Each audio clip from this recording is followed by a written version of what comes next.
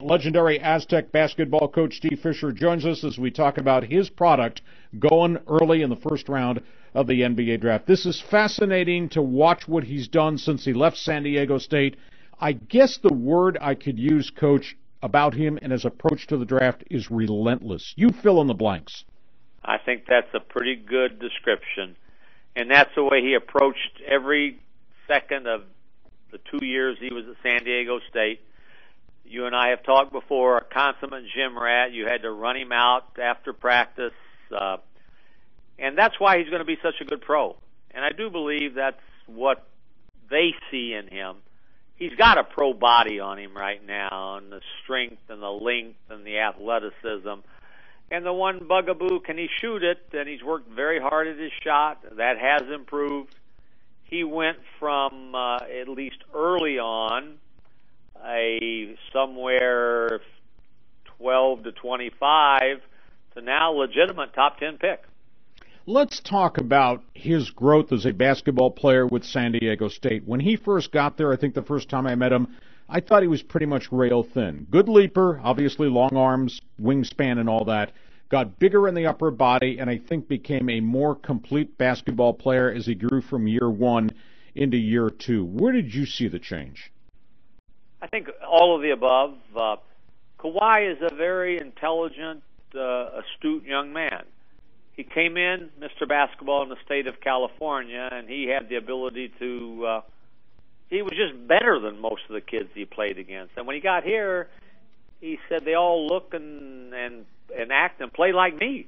So I've got to do better. I have to improve my game to separate myself. And he went from someone who probably was most effective as an offensive rebounder, an attack player, getting the ball in a little closer to the rim, to a complete player. And we, as his season, his career progressed, we played him in every spot on the floor. He played point guard for us some when we wanted to get him the ball off of ball screens, when we wanted to bring him off screens and post him up.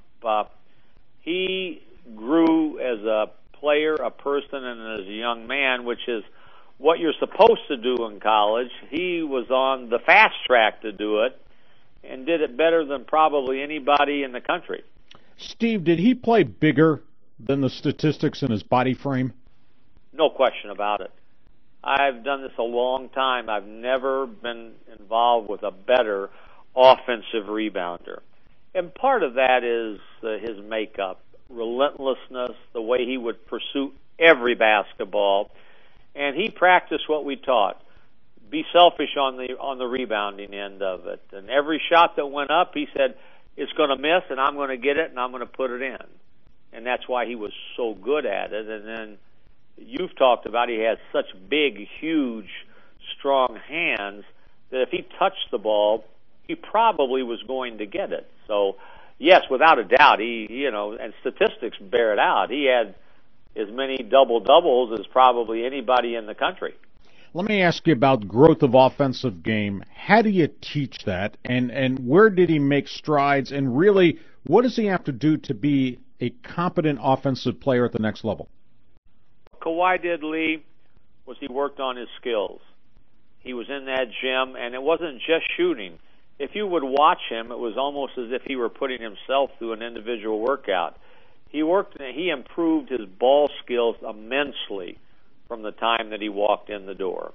And when we played Tennessee in our tournament his freshman year, they backed off of him and dared him to shoot it. That was their game plan. And he came back, and between year one and year two over the summer, that was the number one thing he focused on. And even though his three-point statistics would not bear it out, he was such a much, much better catch-shoot player in year two.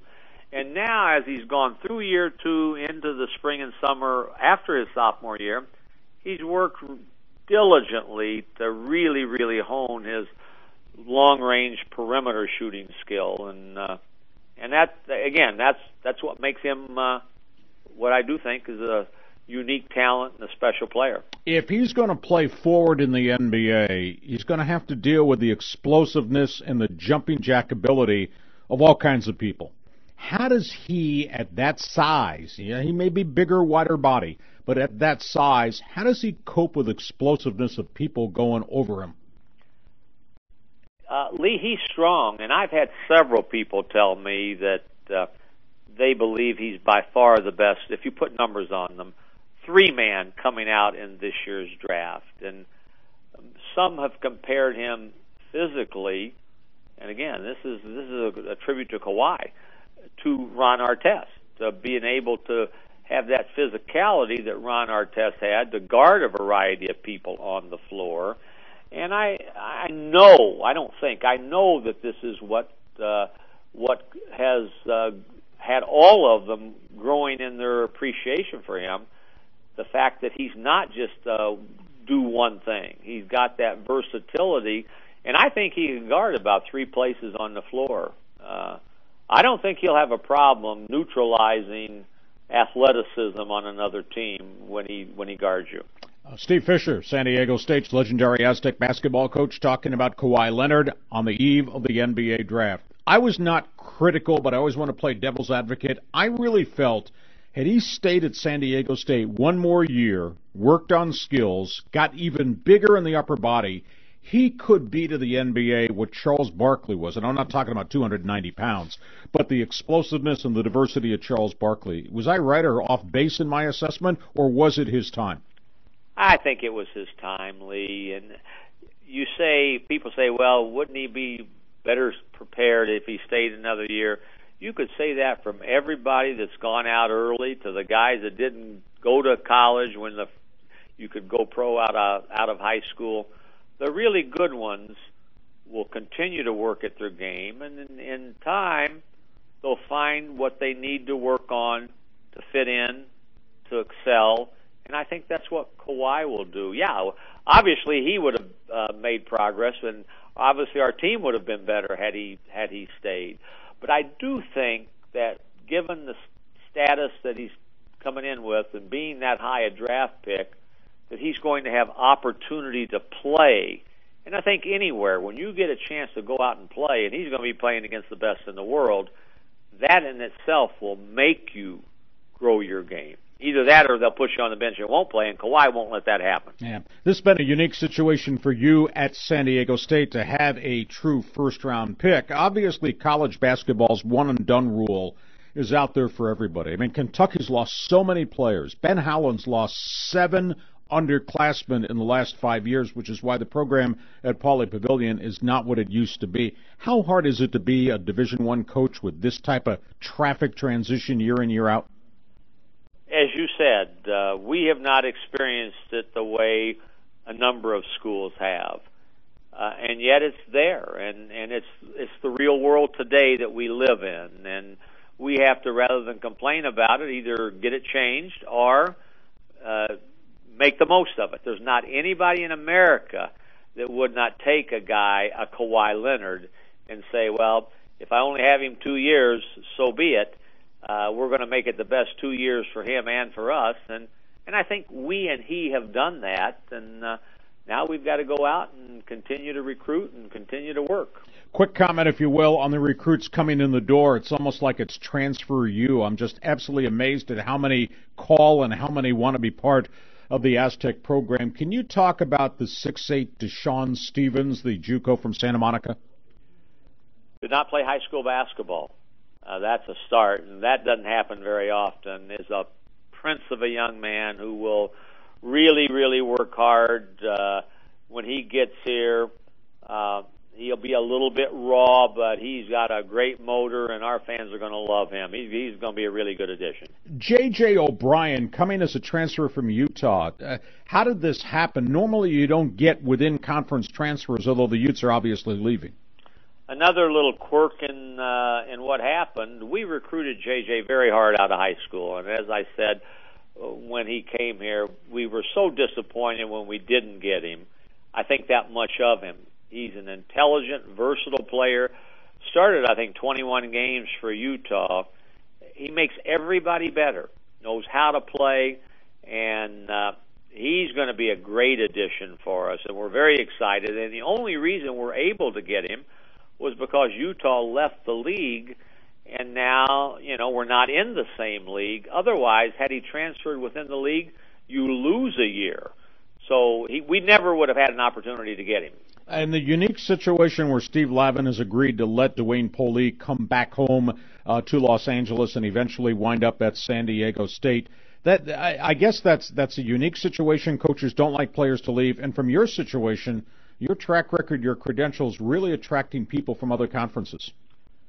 We have done a good job with our blueprint, which is different than where I came from and different from a lot of schools. We want to make a living with high school kids. And then we want to be able to bring in junior college players here and there. And then we've had a great track record with transfers, and many of whom, almost all of whom, we have recruited previously. We recruited out of high school. And just for whatever reason, they chose to go someplace else.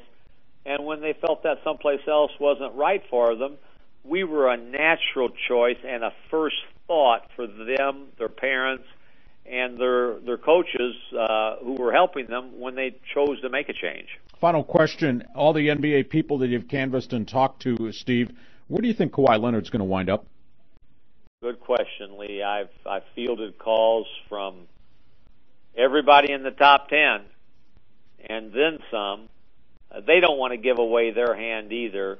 I will be shocked if he's not gone by the 10th pick. And there are several that you listen to them talk and you think, well, they're going to take him if he's there.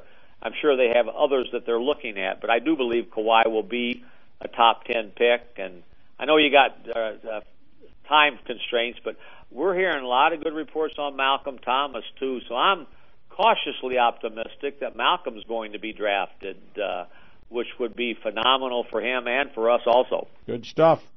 Hey, talk show radio, favorite phrase, it's all your fault. It's your fault. I hear you. Steve, I appreciate the time, sir. Thank you so much. Okay, Lee, thank you very much for having me on.